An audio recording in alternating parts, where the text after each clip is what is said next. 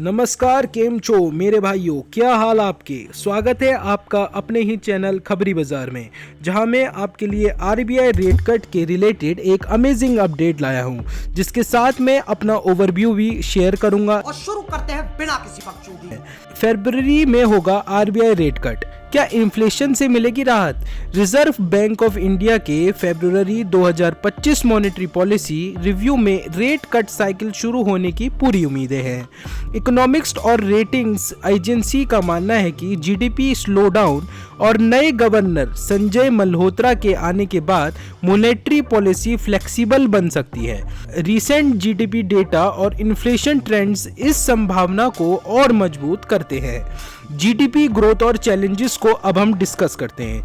जुलाई सितंबर 2024 quarter के GDP growth figure सिर्फ 5.4% पर आ गए, जो एक्सपेक्टेशन से नीचे थे। S&P ग्लोबल रेटिंग्स ने इसके बाद 2024-25 के ग्रोथ प्रोजेक्शन को डाउनसाइड रिस्क के साथ देखा है। नवंबर 2024 में एजेंसी ने 2025-26 और 26-27 के लिए ग्रोथ प्रोजेक्शन को थोड़ा सा कम करते हुए 6.7% और 6.8% पर ला दिया। इकोनॉमिस्ट का कहना है कि फिस्कल इंपल्स और हाई इंटरेस्ट रेट ने अर्बन डिमांड को दबाया है। इस कंटेस्ट में नोमुरा इकोनॉमिस्ट का कहना है कि नए गवर्नर के लीडरशिप में मॉनेटरी पॉलिसी में ज्यादा फ्लेक्सिबिलिटी आएगी। उन्होंने फरवरी में एमपीसी मीटिंग में एक 25 बेसिस पॉइंट का रेट कट ऑलमोस्ट पक्का माना है और 2025 के एंड तक टोटल 100 बीपी के रेट कट एक्सपेक्ट किए हैं, जो टर्मिनल रेट को 5.5% तक ले जाएगा। लेकिन फूड इन्फ्लेशन, अब यहाँ पे मेन टॉपिक शुरू होता है। लेकिन फूड इन्फ्लेशन, जो इन्फ्लेशन बास्केट का 46% है, अभी भी एक बड़ी समस्या बनी हुई है।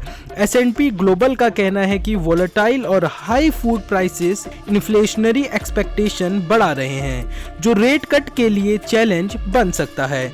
फूड इन्फ्लेशन का असर, फूड इन्फ्लेशन अभी भी एक बड़ी समस्या है, क्योंकि ये इन्फ्लेशन बास्केट का 46% है। नवंबर 2024 में रिटेल इन्फ्लेशन 5.48% तक गिर गया, जो अक्टूबर के 6.21% से नीचे है। इस गिरावट का सबसे बड़ा रीजन फूड प्राइसेस और सब्जियों के दाम में गिरावट है, लेकिन एडिबल ऑयल्स के प्राइसेस अभी भी हाई हैं।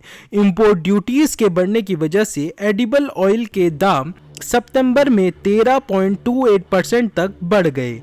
एक्सपर्ट्स का मानना है कि दिसंबर में फूड प्राइसेस और गिरेंगे जब खरीफ क्रॉप बाजार में आएंगी। अब यहाँ पे फूड इन्फ्लेशन पर एक डीप नजर डालते हुए एक छोटा सा टॉपिक और छेड़ते हैं। फूड प्राइसेस में 2.2% की गिरावट हुई, जो इन्फ्लेशन में गिरावट का सबसे बड़ा कारण है। वेजिटेबल, नवंबर में सब्जियों के दाम 4.5% से कम हुए, लेकिन पिछले साल के कंपैरिजन में ये 29.33% ज़्यादा है। फ्रूट एंड मीट की बात करें तो फ्रूट और मीट, फिश जैसे आइटम्स का दाम भी हल्की गिरावट दिखी है।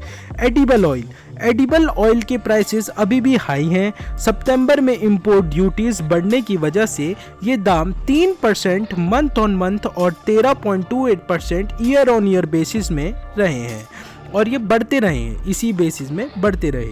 आरबीआई की प्रोजेक्शन और ग्रोथ, अब इस पर हम डिस्कशन करते हैं। आरबीआई ने फोरकास्ट किया है कि क्वार्टर 3 में इन्फ्लेशन 5.7% और क्वार्टर 4 में 4.5% तक का आ सकता है।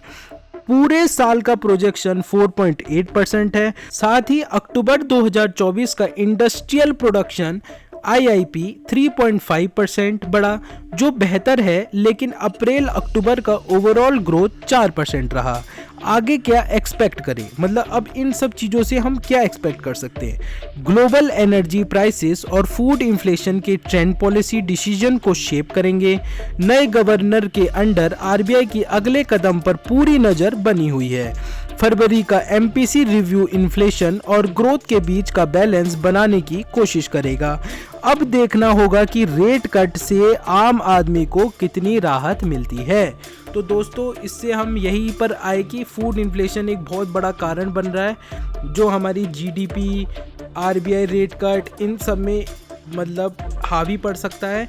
तो हम देखते हैं आगे हमारे नए गवर्नर आ चुके हैं संजय मल्होत्रा, जिन्होंने रिप्लेस कराया अभी हाल ही में। तो क्या इनके डिसीजंस रहते हैं, कैसा आरबीआई का रेट कट रहता है, उसके रिलेटेड कोई और अपडेट होगा तो हम वो भी आपको शेयर करेंगे। हमने एक छोटा सा आपको एक ओवरव्यू दे दिया है कि क्या क्या अभी कंडीशंस हैं, तो आप इसको डीपली थॉरोली पढ़ सकते हैं। काफ़ी सारे इसमें न्यूज़ आर्टिकल्स पब्लिश हुए हैं, CNBC का भी एक आर्टिकल है, मनी रेडिफ में भी है, बिजनेस इकोनॉमिक का भी है।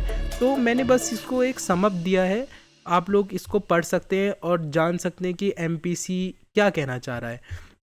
तो दोस्तों तब तक के लिए धन्यवाद, ऐसे ही बने रहिए खबरी बाजार के साथ। Thank you. इसी के साथ आज की मजदूरी यहीं खत्म करते हैं। अगर तुम्हें वीडियो पसंद आई तो लाइक मारो यार। मुझे नहीं पता, मुझे 2 मिलियन लाइक्स चाहिए, कैसे ना कैसे करके मुझे चाहिए। इतना झिला मैं कभी नहीं होऊंगा अपनी पूरी जिंदगी में जितना इसमें झिला, मुझे चाहिए ही चाहिए। तो लाइक मारो, और अगर तुम लोग नए हो तो सब्सक्राइब करो। वो जो लाल वाला बटन है उस पर फूल फेंक के मारो या फिर मोमबत्ती, मुझे नहीं पता, बस क्लिक हो जाना चाहिए। अब मैं भी जा रहा हूं, मुझे पैसों के पीछे भागना है। बाय।